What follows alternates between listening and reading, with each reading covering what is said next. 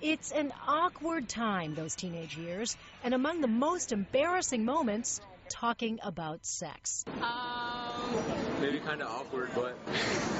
In fact, the CDC reports that 1 in 3 teens say they've never received information about birth control, which doesn't surprise University of Chicago gynecologist Melissa Gilliam. Certainly in early adolescence, ages 11, 12, 13, that can be a very difficult time for children to discuss sex.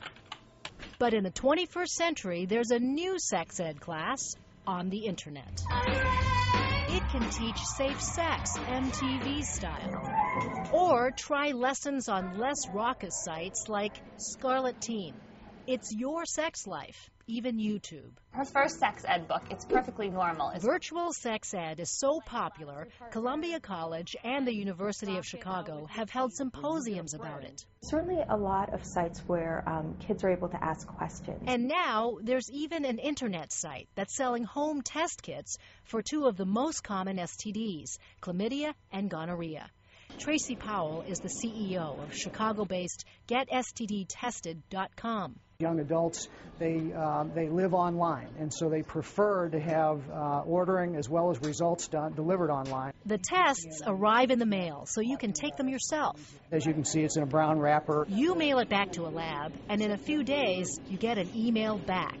A positive test result will direct you to free advice by phone or on the internet. And that kind of help is clearly necessary. The CDC reports that in 2006, 1 million young people aged 10 to 24 had chlamydia, gonorrhea, or syphilis. Chlamydia is an important one because it can lead to pelvic inflammatory disease, infertility, long-term pelvic pain. Dr. Gilliam also worries that an anonymous test and help offered by phone may not be enough for teens to get treatment or make necessary changes.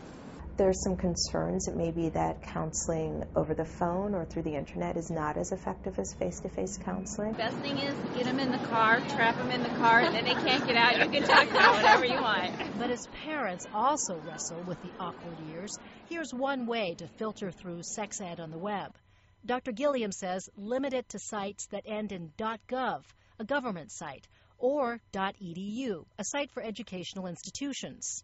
If there's a question that a parent couldn't answer, but they could go to a trusted site and get that information, that would be a terrific tool. Nisita Kwan, NBC 5 News.